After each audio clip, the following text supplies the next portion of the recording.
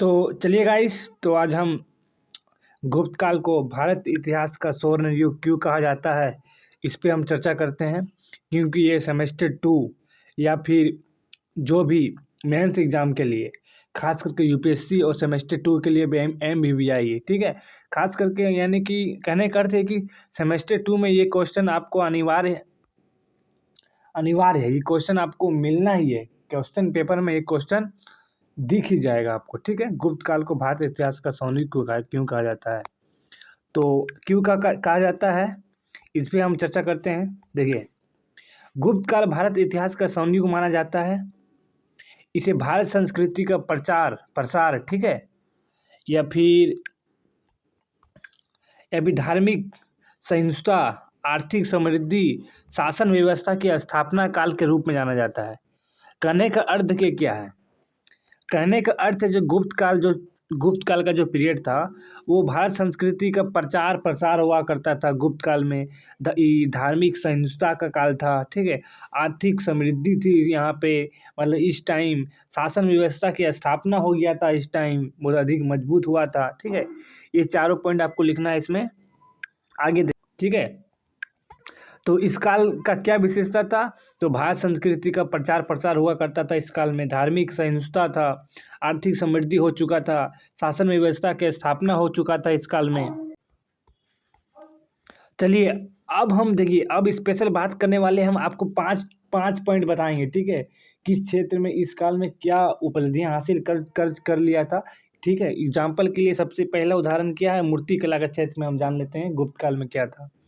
मूर्ति कला के क्षेत्र में गुप्त काल में, ठीक है, भरूच हुआ, अमरावती हुआ, सांची हुआ और मथुरा कला, ये चारों जो मूर्ति कला था, ठीक है, भरूच था, अमरावती था, सांची था, मथुरा कला था, कि मूर्तियों में कुषाण कालीन प्रतीकों तथा प्रारंभिक, देखिए, ठीक है, प्रारंभिक मध्यकालीन युग की अच्छे संश्लेषण क्षेत्र में हमने देखें कि प्रारंभिक मध्यकालीन युग की अच्छे संश्लेषण तथा जीवांतन का श्रेष्ठ उदाहरण है, ठीक है। मूर्ति कला के क्षेत्र में कहीं न कहीं इस काल में उपलब्धियां हासिल कर चुका था, ठीक है। जैसे कि भरूच का ले लीजिए, ठीक है, जैसे भरूच का ले लिए, अमरावती का ले लीजिए, सांची का ले लिए, मथुरा कला का ले लीजिए, ठीक है।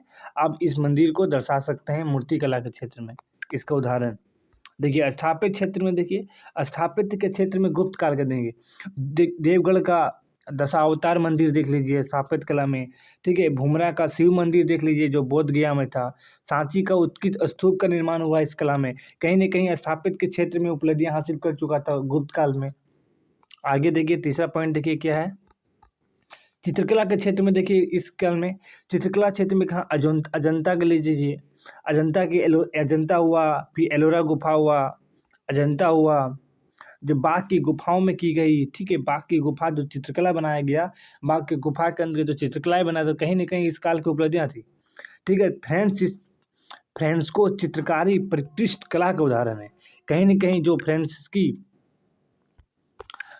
फ्रांसिस्को चित्रकारी थी इस काल में बहुत ही बड़ा उपलब्धियां था, ठीक है। अब क्वेश्चन पूछ सकता है कि निम्नलिखित में से गुप्त काल में फ्रांसिस्को चित्र, मतलब कि कौन सा चित्रकारी गुप्त काल में फेमस था, तो फ्रांसिस्को चित्र।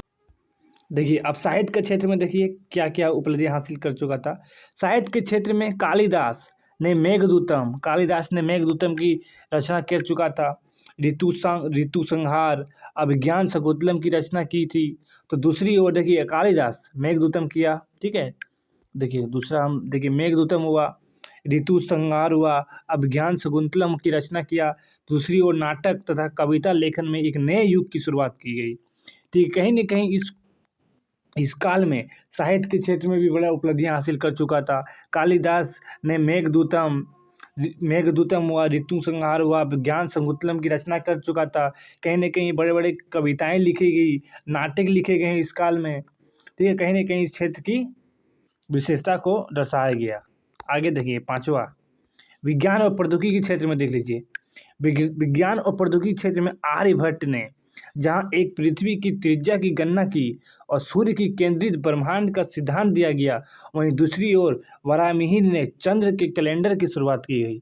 बहुत बड़ा विशेषता था। देखिए इस काल में विज्ञान और प्रौद्योगिकी बहुत ही बड़ा विशेषता था इस काल में, बहुत बड़ा हासिल कर चुका था उपलब्धियाँ इस काल में। आर्यभट्ट ने क्या क्या किया देख लीजिए। पृथ्वी की त्रिज्या की गणना, ठीक है, पहला। दूसरा, सूर्य केंद्रित की ब्रह्मांड का सिद्धांत।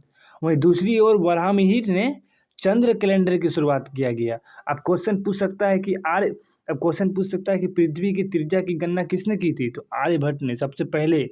ठीक है, सूर्य केंद्र ब्रह्मांड का एक सिद्धांत है, मतलब कि ब्रह्मांड में सूर्य एक केंद्र है, ये किसकी मतलब खोज थी? तो आर्यभट्ट की। ठीक है, क्वेश्चन डायरेक्ट पूछ सकता है ऑब्जेक्टिव में गुप्त काल से संबंधित।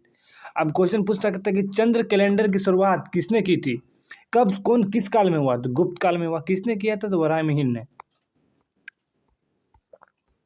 आइए निष्कर्ष में देखिए निष्कर्ष में हम बात करते हैं तो गुप्त काल में निष्कर्ष में क्या निकलता है कि विज्ञान प्रौद्योगिकी से लेकर साहित्य में देखें आप, ठीक है, साहित्य हुआ, स्थापत्य हुआ, मूर्ति कला के क्षेत्र में देखें, नए नए प्रतिमानों की स्थापना की गई, जिससे इस काल को भारत इतिहास का स्वर्ण युग माना जाता है। ठीक है, तो समझ गए किस किस क्षेत्र में विज्ञान प्रौद्योगिकी में, समझ गए आप।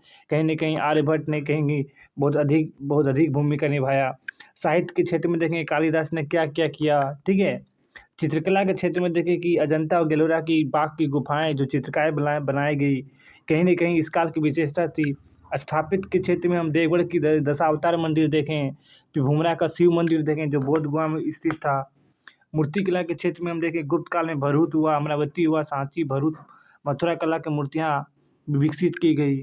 इस काल की विशेषता थी, इसीलिए इस काल को भारत का, ठीक है, गुप्त काल को भारत इतिहास का स्वर्ण युग माना जाता है।